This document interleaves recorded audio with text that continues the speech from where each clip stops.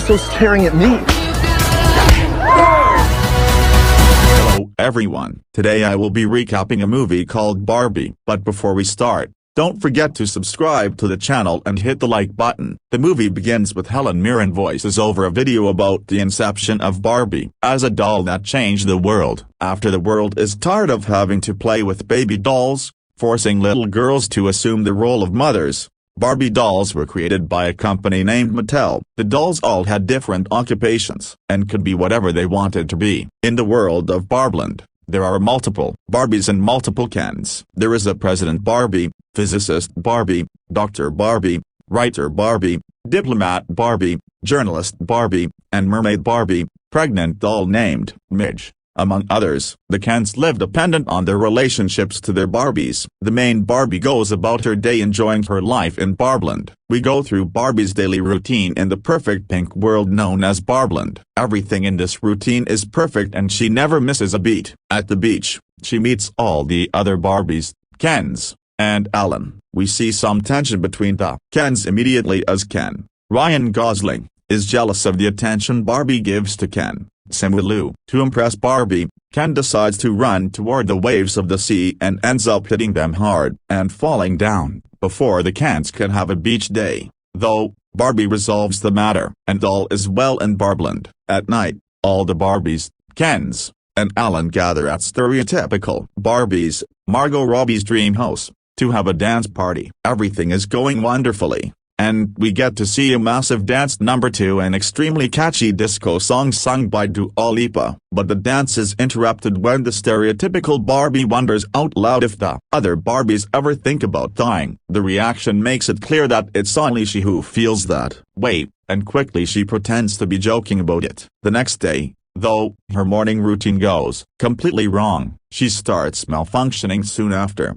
and her feet turn flat. She starts having bad breath, among other things. The other Barbies ask her to see Weird Barbie. Barbie learns that Weird Barbie became like that after the little girl who played with her ruined her by playing too hard. Now, Weird Barbie takes care of the other Barbies to make sure that they don't malfunction, like she did. Barbie tells Weird Barbie about the things going on with her. Weird Barbie believes that it's all because of a glitch in the continuum between the real world and Barbieland. Barbie learns that the real world and Barbieland are connected and that something has gone wrong in the real world, causing Barbie to malfunction in Barbieland. She asks Barbie to go to the real world and look for the girl that plays with her and messed her up. She wants Barbie to try and cheer the girl up. Barbie is not too pleased by the idea and is unwilling to go, but Weird Barbie forces her to take a trip to the real world. Barbie bids all the other Barbies farewell when other Ken riles Ken up,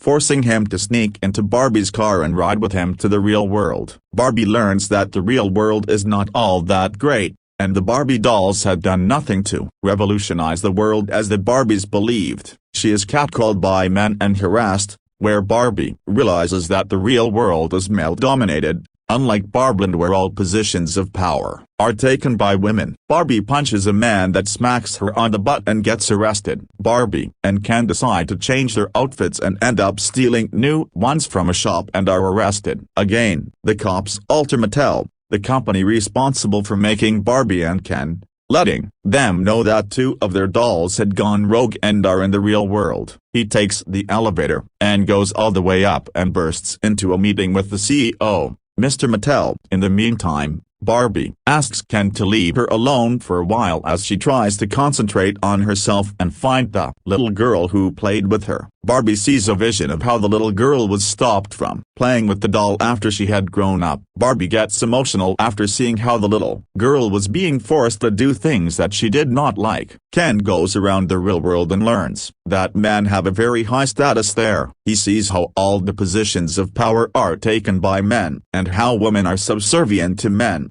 unlike in Barbieland. Barbie calls out to Ken and asks him to accompany her to the high school where she's going to look for the little girl that played with her. Barbie makes it to the school she saw in her vision and meets the little girl that played with her. The girl is a tween named Sasha who is mean to Barbie. She accuses the Barbie dolls of setting the feminist movement back by 50 years and that the dolls that were created for girls to play with are the prime cause of women having body dysmorphia among other mental and physical issues. Barbie is hurt and tries to defend herself, but Sasha calls her a fascist, breaking her heart. At the same time, Ken goes looking for books about horses but ends up finding a lot of books about patriarchy in the school library. He is impressed by patriarchy and goes out into the real world, looking for a job. He learns that having a job in the real world means that he would need a qualification. Mattel's men find Barbie crying on the street after her interaction with Sasha. They tell her that they're going to take her to the Mattel headquarters. Ken is interacting with a woman and is shocked to see how highly women regard men in the real world. Instead of going to Mattel with Barbie,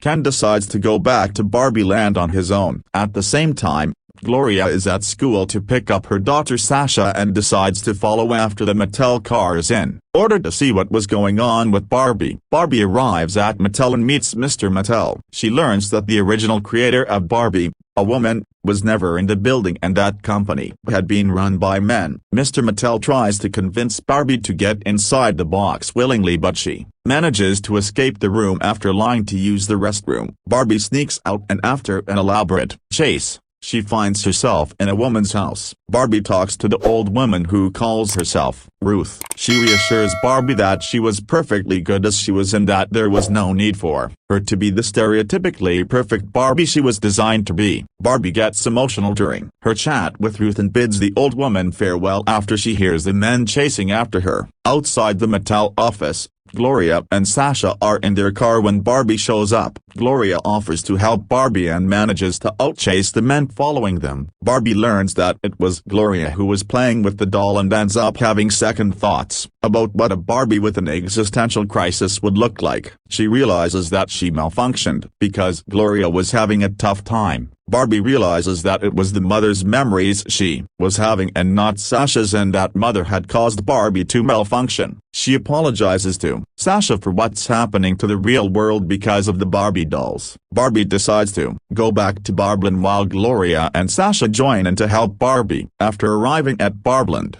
Barbie sees how Ken had taken over her house and the entire Barbland had been turned into Kendom after patriarchy had taken over this world. Barbie learns that all the other Barbies had been brainwashed by the Kens into being subservient to them. The dolls had forgotten who they were and their own identities as doctors, Nobel Prize winners, presidents, and more as they started tending to the Ken dolls and their needs. Barbie tries to talk to Ken about it, but he claims that it was Gloria's fault for changing their normal life by giving Barbie thoughts about death. Meanwhile, the Mattel men decide to follow after Barbie to see what was going on in Barbland. In the meantime, there was trouble in Barbland when Barbie had a mental breakdown. She claims that she will just sit and wait for things to go back to normal. Gloria and Sasha try to knock some sense into her, but Barbie is very depressed. Gloria and Sasha are on their way back to the real world when Gloria claims that it was necessary for them to sort things out in Barbland because it was all her fault. She turns back around and goes back to help Barbie. Gloria and Sasha take Barbie and a few other Barbies to Weird Barbie's house. There, they decide to help save the other Barbies by distracting the Kens. A few Barbies, along with Alan, Ken's underappreciated buddy, start the deprogramming of the Barbies by distracting the Kens with a decoy. Once distracted, the Barbies are taken away and Gloria talks to them about female empowerment in order to bring them out of the trance that the Kens had put them. Once all the Barbies had been deprogrammed, they decided to turn their charm on in order to trap their respective Kens. Barbie goes to Ken's house and apologizes for not seeing him as her potential partner. She tells him that she was ready to date him and Ken is happy. He sings Barbie a 4-hour-long song as do the other Kens with their respective Barbies. However, just as the Kens were convinced that Barbies were into them, the Barbies move on to sit with a different Ken to make them jealous. The Kens split into two different teams and fight each other at the beach. Mr. Mattel and his men enter Barbie Land just in time during the Ken clash where all the Kens try to fake kill each other. Ken breaks out into song and finally comes to realize that he was Ken,